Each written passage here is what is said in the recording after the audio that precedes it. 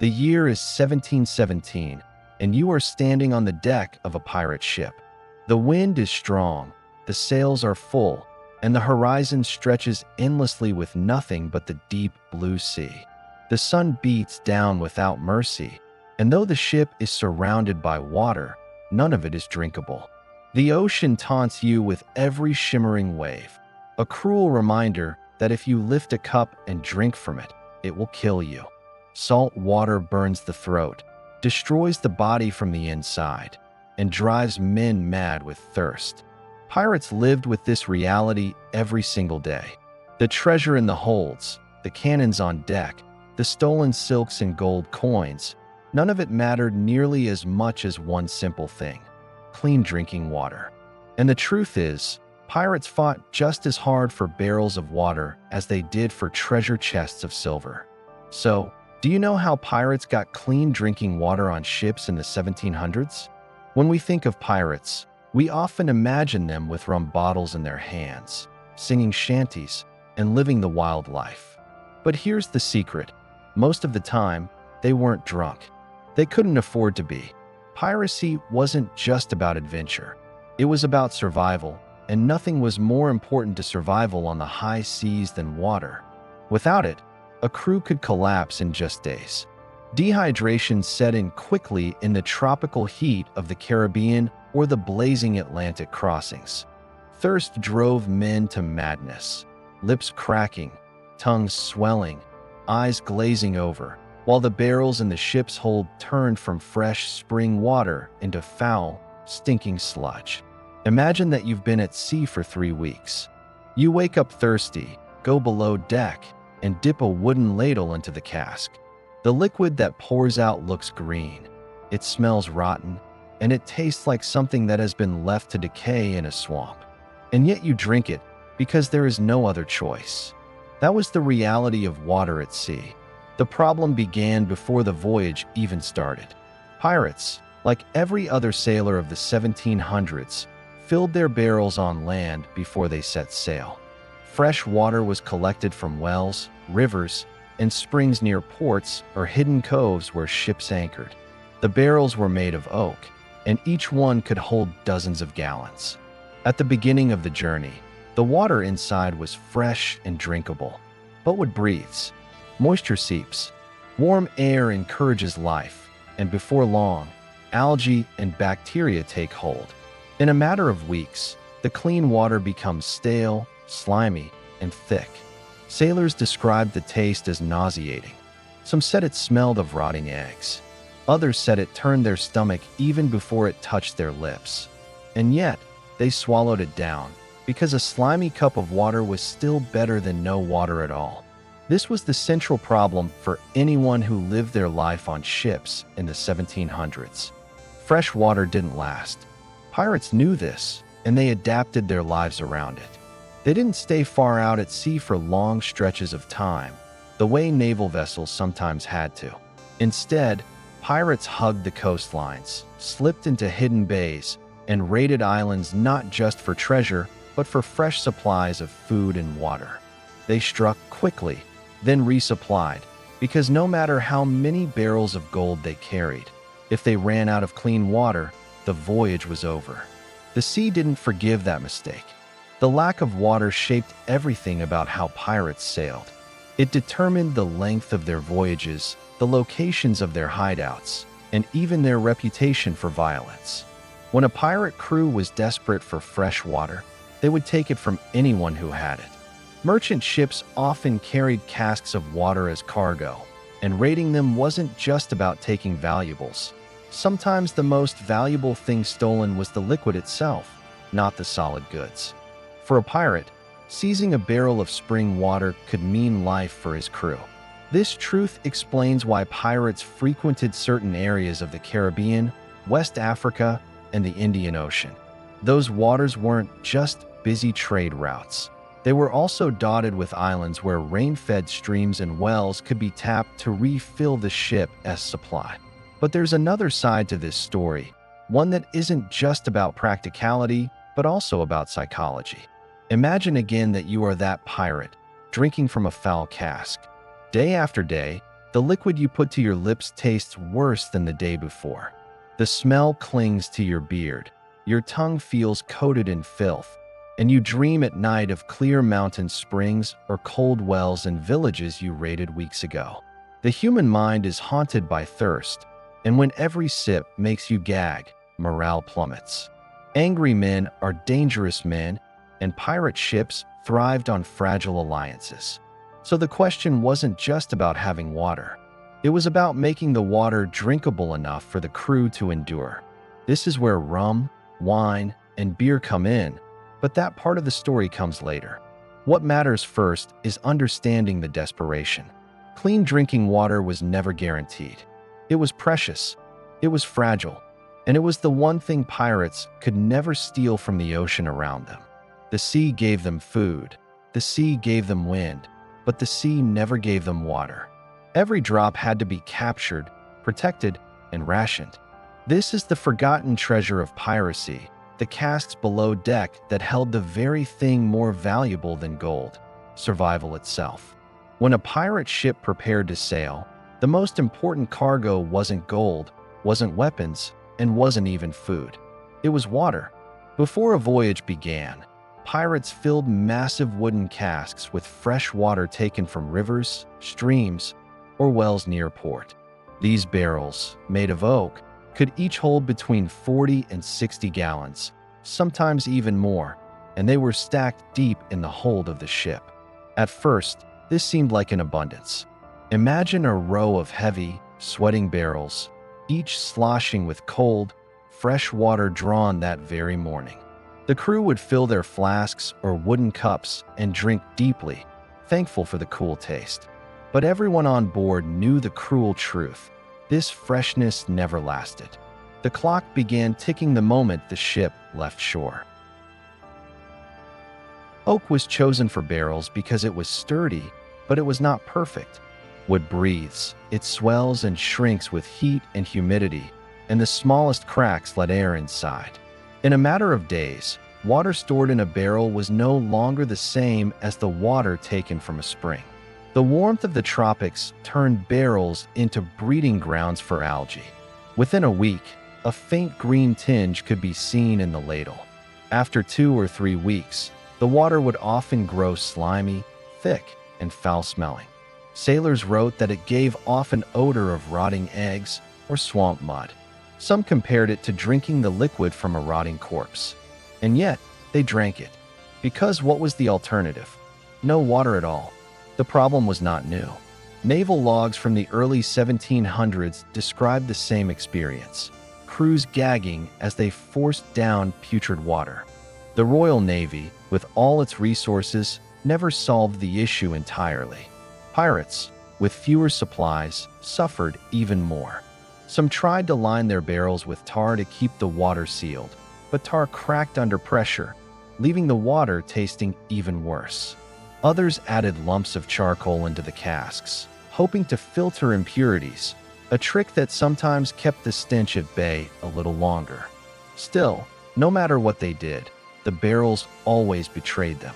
Water could not be stored for long. This is why pirates, unlike naval expeditions, did not dare to cross entire oceans without stopping.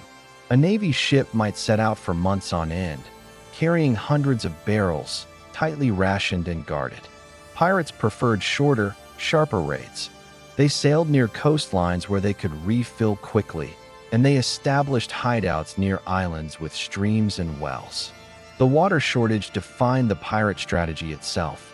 Freedom on the open seas was only possible as long as a crew knew where the next refill might come from. But let us go below deck for a moment, into the dark, cramped hold of a pirate ship where the barrels were kept. It was damp and hot. The air smelled of wood, mildew, and sweat. The barrels sat against one another, bound by rope to prevent them from rolling with the waves. Rats skittered along the beams, attracted to the smell of food and drink. When the quartermaster called for water, men rolled the casks forward, tilted them, and dipped their ladles inside. They could not see what floated within. Worms sometimes grew, algae coated the sides, but no one dared to look too closely. Thirst was stronger than disgust. One swallow burned the throat with foulness, but it wet the tongue and kept a man alive for another day. The rationing of this precious liquid was strict. The quartermaster, not the captain, usually oversaw distribution. On some ships, each man was allowed a pint per day, sometimes less. This was barely enough for cooking, cleaning, and drinking combined. Pirates were resourceful. They learned to save water by washing sparingly, or not at all, which left ships reeking of sweat and filth. The lack of hygiene bred disease, but it conserved liquid for the most important purpose: drinking. Every drop counted. To spill water was as unforgivable as stealing gold. Sometimes, disputes broke out over the barrels.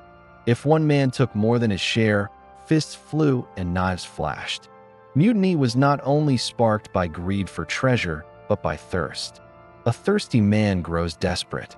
Stories survive of men stabbing one another over a cup of water in the tropics. The hold of the ship, with its stinking barrels, was as much a powder keg as the gun deck above. And yet, there were rare moments when pirates celebrated those same barrels. On the day they set sail, when the casks were still fresh, the crew would toast to good fortune with water as pure as any found on land. They knew those moments would not last, and that knowledge made every clear sip more precious. Later, when the barrels went bad, they sometimes joked about it, mocking the taste, spitting over the side. Pirates had a dark humor about everything, including their own suffering. But deep down, every man aboard dreaded the day when the last fresh barrel turned sour. Some ships experimented with alternatives. Naval fleets sometimes carried beer or small beer, a weak alcoholic drink that lasted longer than water. Pirates preferred stronger alcohol, and rum became their solution. By mixing rum with water, they could mask the taste of rot and sometimes kill the bacteria. But this solution had its own dangers. Too much rum, and the crew lost discipline. Too little, and the water still tasted like filth. Balancing the mixture became an art in itself. In truth, the barrels of water below deck were more important than the barrels of gunpowder stored nearby. Cannons could sink an enemy ship, but only water kept the crew alive long enough to fire them. The silent battle against thirst was one that every pirate ship fought daily, and no amount of treasure could win it. To modern ears, it may sound strange that men who could plunder entire towns still feared something as simple as a rotten barrel of water, but that was the reality of seafaring life in the 1700s. The ocean gave nothing for free.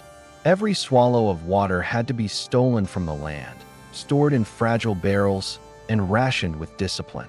This constant struggle explains why pirates were not the roaming kings of the sea that legend paints them to be.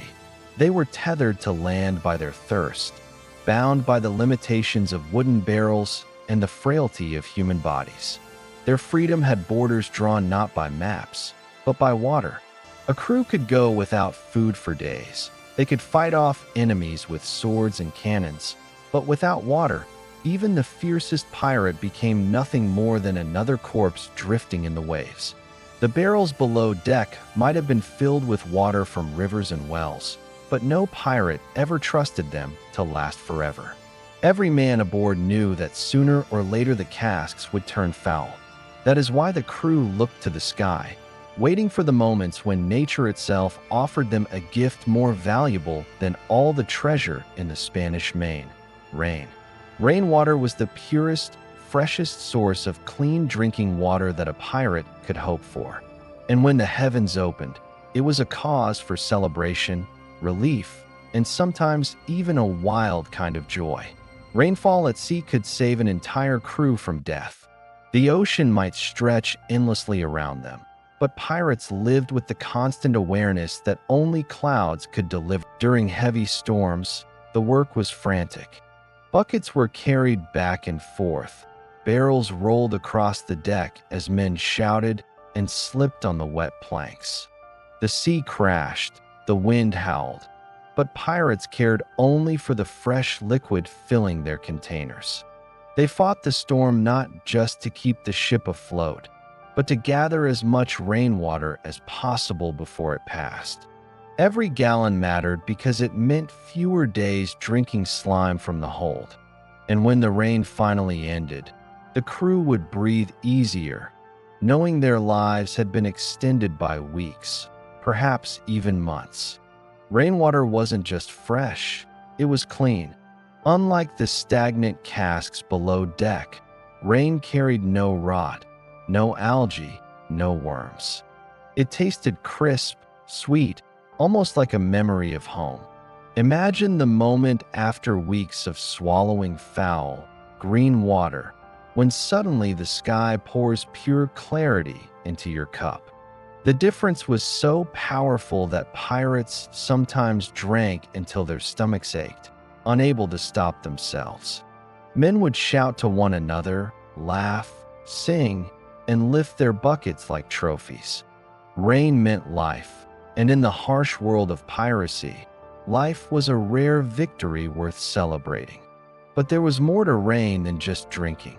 Pirates used it for cooking, for cleaning wounds, and even for washing salt from their clothes. A sudden downpour could refresh the entire ship, lifting morale in ways no coin or stolen jewel ever could. For a brief moment, the hardships of the sea were washed away, and the men felt almost human again. They were reminded that survival wasn't just about violence and plunder. Sometimes it was about patience and the mercy of the weather. Of course, rain was unpredictable. A pirate could not command the skies any more than he could command the sea. There were voyages when weeks passed under a blazing sun, the sky empty and cruel, the barrels below deck growing more disgusting with every day. Pirates cursed the heavens then, their lips cracking as they prayed for clouds that never came. The lack of rain could doom a ship just as surely as enemy cannon fire. In those moments, men looked at the ocean around them with hatred, tasting salt on their lips from the spray and wondering why the water they sailed upon was poison. Thirst made men dream of rain, hallucinate storms on the horizon, even fight among themselves for the hope of a drop. Rainwater was salvation, but it was never guaranteed. Sometimes luck favored them. The tropics were kinder than the open Atlantic, offering sudden bursts of rainfall in the afternoons. Pirates in the Caribbean could often depend on storms to refill their barrels, which is one reason why so many pirate havens were located there. In those waters, the climate itself gave them a chance. But in the mid-Atlantic, during long crossings, rain could be rare, and the endless days of blue skies were as deadly as 1,000 naval cannons. When rain did fall, it was also dangerous. Storms in the tropics could smash ships apart, tear sails, and sweep men overboard. Pirates had to risk everything to collect the water they needed, balancing on slick decks, tying themselves to the rigging, shouting over the roar of thunder. Some drowned in the effort to save their ship and their supply. Others were struck by lightning or swept away by massive waves. Rain was both a gift and a threat, a blessing that arrived wrapped in chaos. Still, rainwater became part of pirate lore, a symbol of survival. Men told stories of miraculous storms arriving just as death seemed certain. Crews whispered about black clouds that appeared on the horizon like an answer to prayer, filling their barrels at the last possible moment. These tales were retold in taverns and pirate havens, becoming part of the mythology of the sea. For all their violence and bravado, pirates knew they were powerless before the sky. Rain was a treasure greater than gold, and when it came, it was celebrated with the same wild cheers that greeted a captured galleon. There is something almost poetic in the way rain tied pirates to the natural world. They were outlaws, feared men who defied nations and laws. yet they were utterly dependent on forces they could not control. No blade or pistol could force the sky to open. No cannon could command a storm. Pirates might seize a merchant ship, raid a port, or fight a naval frigate, but when thirst gripped them, they had no power at all. Their survival was in the hands of clouds drifting high above, indifferent to the struggles below. This vulnerability humbled even the fiercest pirate. The sea might have been their hunting ground, but the sky decided whether they lived or died. To us, it seems strange to imagine men who stole jewels and gold cheering like children at a simple rain shower, but that was the reality. In truth, a barrel filled with rainwater was worth far more to them than a chest filled with coins. Coins could be spent only on land, but water was life itself. And so, when we picture pirates standing on deck, drenched in rain, mouths open wide, laughing as they drank, we see them at their most human. Men desperate, vulnerable, grateful. Men who lived by the sword but survived by the sky. For all the joy that rain could bring, no pirate crew ever trusted the sky alone to keep them alive. Rain was unpredictable, fleeting, and sometimes came too late. Every pirate knew that sooner or later, the barrels below deck had to be refilled the old-fashioned way from the land. And so, islands and coastlines became as valuable to pirates as treasure ships. They were not just hideouts or ambush points. They were lifelines. Without the chance to anchor, go ashore, and refill their casks with fresh spring water, no crew could survive more than a few weeks at sea. This reality shaped pirate strategy as much as the hunt for plunder. Unlike the great naval fleets that crossed oceans for months at a time, pirates stayed close to coastlines. They prowled the Caribbean, lingered along the shores of West Africa, and haunted the islands of the Indian Ocean because these places offered something the deep Atlantic could not: reliable sources of fresh water. A pirate might boast that he ruled the sea, but in truth, he was tethered to the land. The crew might capture a galleon filled with silver, but the real prize was often an island stream hidden beneath the trees. Imagine the moment a pirate ship dropped anchor in a secluded cove. The crew lowered their longboats and rowed toward shore, carrying empty barrels with them. They were not marching to battle this time. They were marching for life. Some men carried muskets, guarding against ambush, while others shouldered the heavy oak casks. The jungle around them hummed with insects. Birds cried overhead, and the air was thick with the smell of damp earth. Finding fresh water was both a relief and a race. Streams and springs were tested, filled, and guarded as the barrels were lowered, but these excursions were rarely peaceful. Pirates had enemies everywhere, and the same sources of water they needed were often guarded by locals or claimed by rival crews.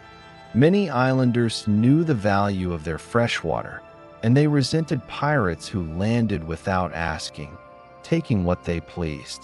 Skirmishes broke out on beaches and in jungles, not for gold, not for plunder, but for streams and wells. A hidden freshwater spring could become a battlefield, and more than one pirate died with his boots in the mud, fighting not for loot, but for the right to drink.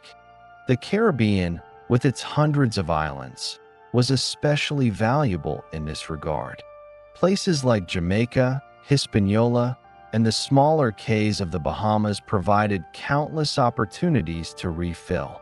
This is why so many pirate legends are tied to these waters. It wasn't just the trade routes that drew them there. It was the geography itself, offering shelter, food, and above all, fresh water. The same was true in the Indian Ocean. Pirates who sailed as far as Madagascar and the Comoros Islands often chose to linger there, not just because they were beyond the reach of European empires, but because the land provided streams and rivers to keep their crews alive. Stopping for water was not a simple chore. It was a ritual and often a risk. The moment a pirate ship anchored near shore, it was vulnerable. Other ships might spot it. Authorities might send patrols. Crews had to work quickly, filling their barrels before danger arrived. Lookouts were posted on the beach, muskets ready, while men waded into streams to submerge the casks. The process was noisy, exhausting, and slow. A single barrel could take hours to fill, and a pirate ship might need dozens before it was ready to sail again. Every minute spent ashore was a gamble, but it was a gamble no captain could refuse. To ignore the land was to invite death by thirst. Sometimes, pirates grew bold and raided settlements directly. Small coastal towns or villages often had wells, and pirates would seize them, filling their barrels under threat of violence. To the villagers, it must have seemed strange men with pistols and cutlasses storming into town, not demanding gold, but demanding water. But to the pirates, it made perfect sense. You could not drink coins. A chest of jewels could not quench a parched throat. Water was more valuable than treasure, and they took it whenever they had to. These stopovers also gave pirates a chance to rest and recover. Men bathed in streams, washing away weeks of salt and sweat. Clothes were cleaned, wounds were tended, and spirits lifted. Some crews foraged for fruits like coconuts or citrus, both to eat and to drink. The juice not only refreshed them, but also protected them, unknowingly, against scurvy. In these moments, the land was more than just a water source. It was a brief escape from the endless, punishing sea. But there were dangers ashore that pirates could not ignore.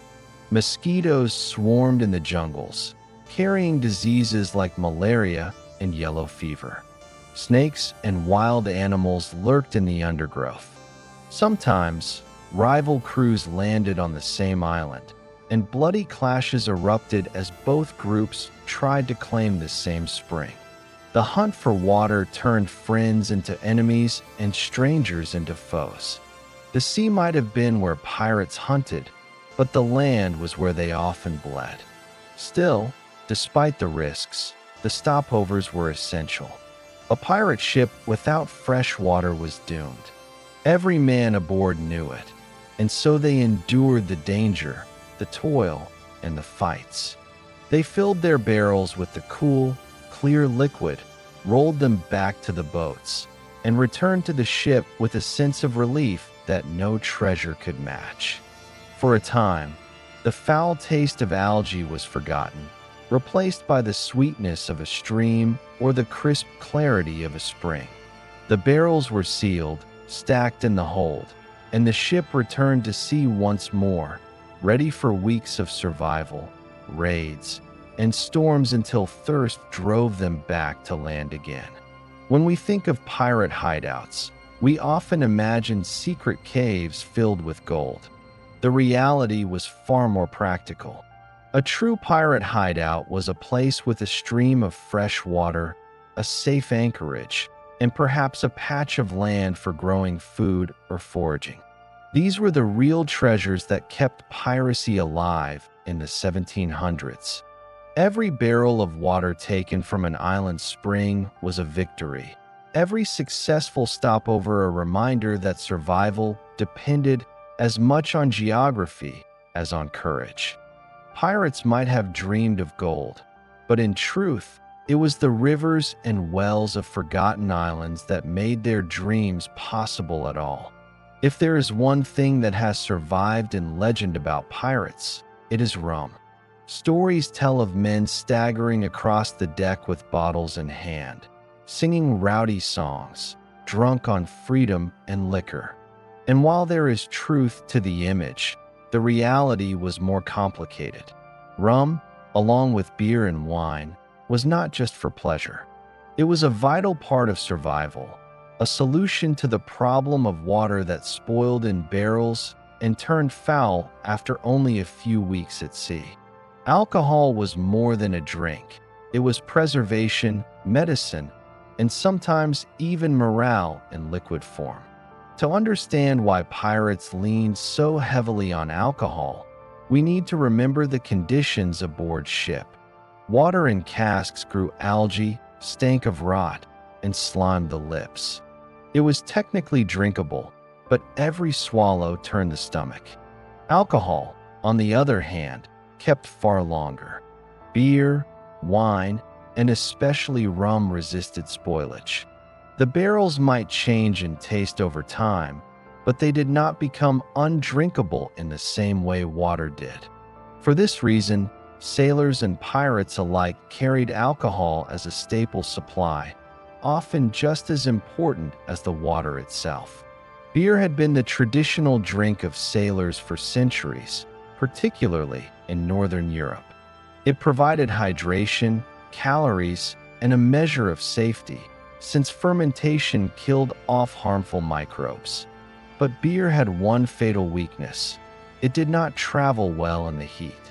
On long voyages through tropical waters, beer soured quickly, becoming undrinkable in a matter of weeks.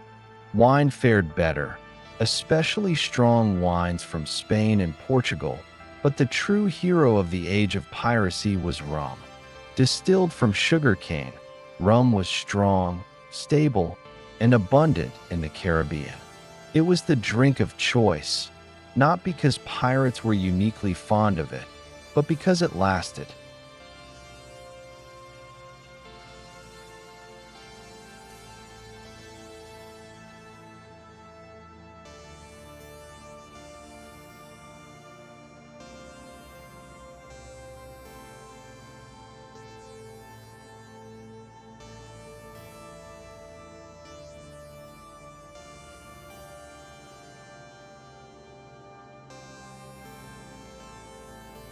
Rum was so central to seafaring life that it became woven into the daily rhythm of the crew. On naval vessels, sailors were issued a ration of rum mixed with water, a drink known as grog. The water diluted the strength of the rum, preventing drunkenness, while the rum killed bacteria and masked the foul taste of stagnant casks. Pirates, too, adopted this practice, though with less discipline. Some captains kept the rum mixed to maintain order. Others allowed freer access, leading to crews that were often half drunk, half mad, and wholly dangerous. But rum was not only about making bad water taste better. It was also a medicine, or at least what passed for medicine in the 1700s. Strong alcohol was used to clean wounds, to numb pain during surgery, and to steady nerves before battle.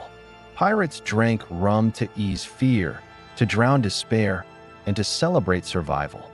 It was their comfort in storms, their reward after raids, their companion on nights when the sea stretched empty and endless around them. For many, rum was as much a necessity as water, though in a very different way. There is a reason rum became so closely tied to the image of pirates. It was cheap, plentiful, and easy to steal. Sugar plantations in the Caribbean produced enormous quantities of molasses, which distilleries turned into rum by the barrel. Merchant ships carried it in vast quantities, making it one of the easiest prizes to capture. For pirates, raiding a rum ship meant more than just celebration. It meant months of safe drinking, free from the swampy taste of spoiled water. In fact, some crews valued a hold full of rum more than a hold full of silver, because silver could not quench thirst. Still, there were dangers. Too much rum could destroy discipline, and a drunken crew was a vulnerable crew. Captains who allowed free drinking often found their men unruly, fighting among themselves, or incapable of handling sails and cannons in a crisis. Some captains enforced strict rules, doling out measured rations and punishing those who drank too much. Others embraced the chaos, using alcohol to keep their men loyal and happy, knowing that mutiny was less likely when the crew was drunk and content. Every pirate ship struck its own balance between indulgence and order, between survival and celebration. Wine, though less romanticized, also played a role. Pirates raided Spanish and Portuguese vessels carrying barrels of fortified wine, and these lasted longer at sea than beer. The taste might sour over months, but it remained far more drinkable than water. A crew with access to wine found their voyage eased, their morale lifted. Beer, when it could be kept cool, offered a similar comfort, though in the tropics it rarely lasted long enough to matter. But rum was the undisputed king. Its strength preserved it, its abundance made it common, and its taste masked the misery of life at sea. To drink rum was not always to get drunk. More often, it was to make stagnant water bearable, to wash down hard bread or salted meat, to forget the stench of the ship for a moment. The myth of pirates as drunken fools has roots in truth, but it also hides the practical side of their drinking. Rum kept them alive, in ways more subtle than the legends admit. There were even health benefits, though they were not understood at the time. Rum mixed with water sometimes prevented bacteria from spreading in foul casks. When lime juice was added, a practice that began in the Navy and was adopted by some pirates, it provided vitamin C, unknowingly protecting crews against scurvy. To a pirate, it was simply a way to make a drink more palatable. To us, it was an accidental stroke of genius, one of the small things that kept men alive long enough to plunder the seas. Picture the scene on a pirate deck at dusk. The sky burns red, the sea glitters, and the crew gathers with cups in hand. The quartermaster pours out the daily ration, a mixture of rum and water, and men toast one another. Some grin, some curse, some drink in silence. The liquid burns the throat, but it is better than the slime from the barrels below. For a few moments, the men are not at war with the sea, not haunted by thirst. They are simply drinking together, alive for another day. That was the real role of rum, beer, and wine aboard a pirate ship. Not just to intoxicate, but to sustain. In the end, alcohol was more than a drink. It was a tool, a survival mechanism, and a symbol of the pirate life. Rum filled their bellies, numbed their pain, steadied their courage, and carried them through voyages that might otherwise have broken them. To us, it is a legend. To them, it was a necessity. And in that necessity, the myth of the rum-soaked pirate was born, a myth that still lingers centuries later, stronger perhaps than the taste of the drink itself. There were times when no spring could be found, when no rain fell, when the barrels in the hold were empty, and the last drop of rum had been swallowed days before. These were the moments that stripped the legend away from piracy and left only the brutal truth of life at sea. Pirates were not always victorious, not always drunk and laughing. Sometimes they were starving for water, lips split and bleeding, tongues swelling in their mouths. Thirst was the enemy they could not fight with pistols or cutlasses. When the casks were dry, men turned desperate, and desperation bred horrors that few ever dared speak of aloud. The first step was rationing. Captains would order what little water remained to be shared sparingly, each man receiving only a swallow a day.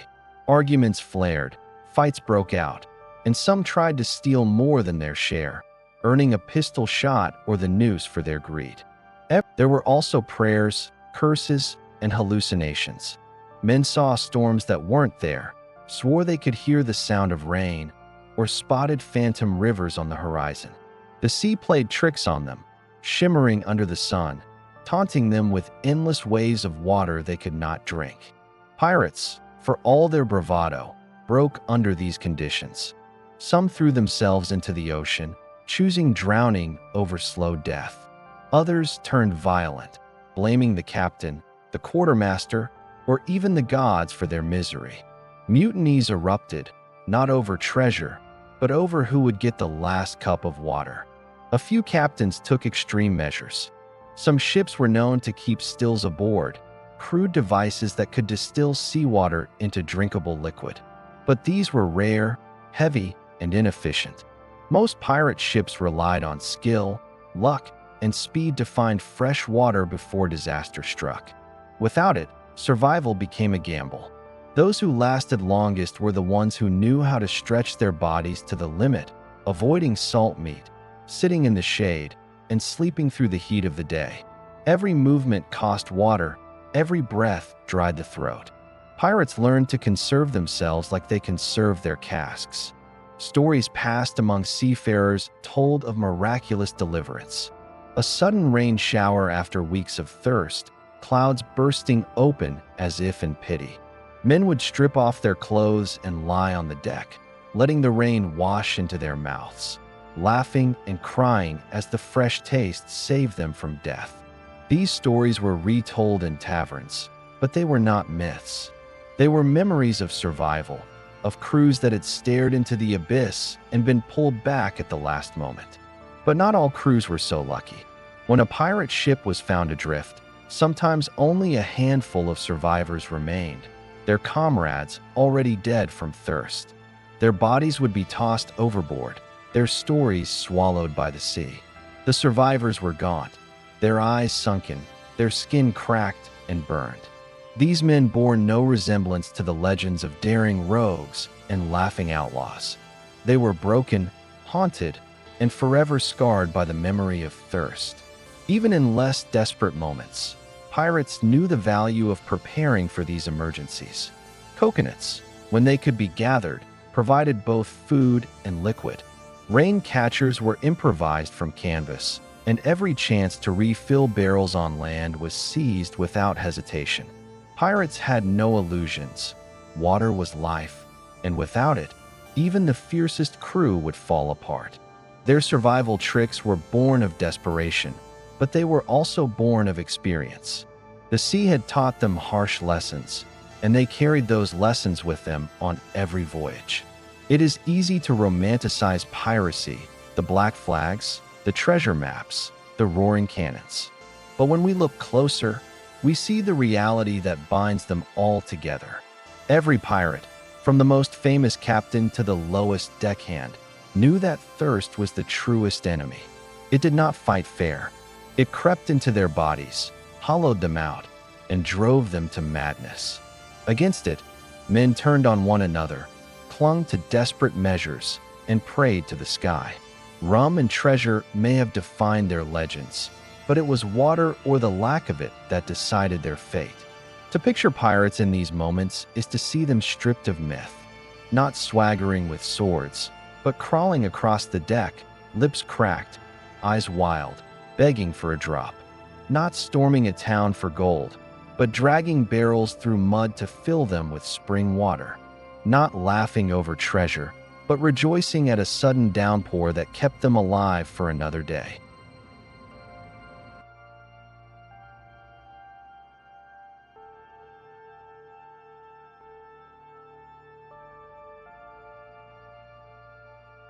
Sometimes it came from the steady hand of the quartermaster, measuring out survival drop by drop. Pirates may have lived like outlaws, defying kings and empires, but when it came to drinking water, they submitted to a strict order. Their lives depended on it. The casks below deck were precious.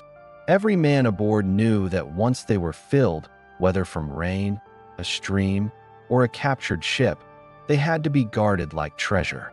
The quartermaster took charge of the supply, his word final on who received what and when. Water was not poured freely. It was doled out in rations, carefully measured, sometimes in small wooden cups or ladles. To drink more than your share was theft of the worst kind, because it was not just stealing from the barrel, it was stealing from the mouths of your shipmates. Pirates who broke this rule were punished quickly and harshly. In a world where loyalty was often thin, discipline over water held crews together. A typical ration was little more than a pint or two per man each day, sometimes less if the voyage was long and uncertain.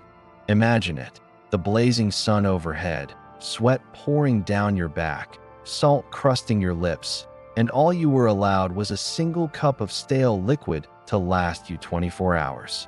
Pirates learned to sip slowly, to savor every drop, to hold it in their mouths before swallowing.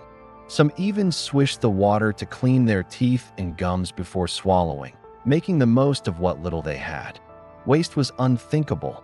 A man who spilled his ration would earn not pity, but scorn. He had squandered life itself.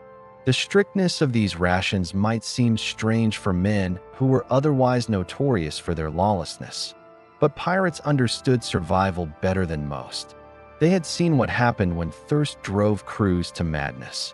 They knew that order was the only thing that stood between them and disaster. The quartermaster's job was not easy. He had to balance fairness with pragmatism, stretching the barrels as far as they would go.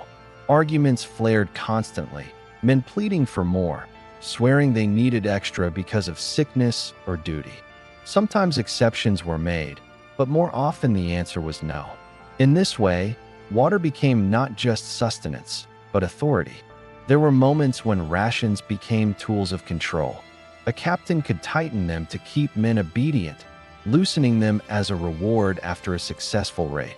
To a pirate, treasure might buy loyalty for a night, but an extra cup of water could buy loyalty for life. In the heat of the tropics, nothing was more persuasive. This gave the leaders enormous power, but it also bound them to responsibility. Mismanaging water could turn a crew against its captain faster than any defeat in battle. A man could lose a ship not because of cannon fire, but because his crew believed he had squandered their survival. The ritual of rationing became part of the daily rhythm aboard ship. At set times, the crew would gather, waiting their turn as the quartermaster dipped the ladle into the barrel. Men stood in silence, watching one another, making sure no one received more than his due. The creak of the wood, the splash of the liquid, the brief coolness in the hand, these small moments carried weight. It was a reminder that the sea was not theirs to command, that their freedom had limits, and that survival meant discipline. Pirates who could not follow these rules did not last long. Either they were punished into obedience, or they were cast out, marooned on a barren shore with a small flask of water, left to die or to survive alone. But rationing was not just about fairness. It was about endurance. By stretching the supply, pirates gave themselves time to find rain, time to reach an island, time to capture a ship with fresh casks. Every pint saved today meant another day alive tomorrow. The discipline of rationing was a kind of gamble with fate, a wager that patience would be rewarded. Sometimes it was, when storms came or streams were found. Sometimes it was not, and men died having stretched their suffering as far as it would go. But the gamble was always made, because to do otherwise was to surrender to death. Of course, pirates being pirates, there were times when rules broke down. A drunken crew might raid the water barrels in celebration, drinking more in a night than they should have in a week. These binges often led to regret, and sometimes to tragedy, when the ship later found itself adrift with no supplies left. Captains cursed, men fought, and the quartermaster swore vengeance on those who had broken the order. The sea had little mercy for fools, and many a pirate crew paid for their indulgence with their lives. But when discipline held, when rations were respected, a crew could endure hardships that would have broken softer men. The rationing of water also revealed the strange balance of pirate life. They lived by chaos and freedom, yet they survived by rules and restraint. A man might defy kings, plunder ships, and spit on authority ashore, but on deck, when the quartermaster measured out his cup, he obeyed. This paradox was at the heart of piracy. Freedom without order was death. Survival required both rebellion and discipline, both lawlessness and law. Water, more than gold, reminded pirates of this truth every day. When we think of pirates now, we often picture them in moments of glory, boarding a galleon, raising the black flag, laughing with bottles in hand. But the true image, the one that mattered most, was quieter. It was a line of men on deck, waiting patiently as the quartermaster dipped the ladle, each one taking his share without complaint. It was the discipline that kept them alive, the the discipline that turned lawless thieves into something resembling a community. Without it, they would have perished, and their legends would never have survived. So much of pirate life was about chance storms, battles, and luck on the seas. But water rations were not a chance. They were order, ritual, survival, carved into routine. To sip that daily cup was to acknowledge both the harshness of the sea and the strength of the crew. It was a silent pact, renewed every day. We live together, or we die together. And for all their lawlessness, pirates understood that pact better than anyone.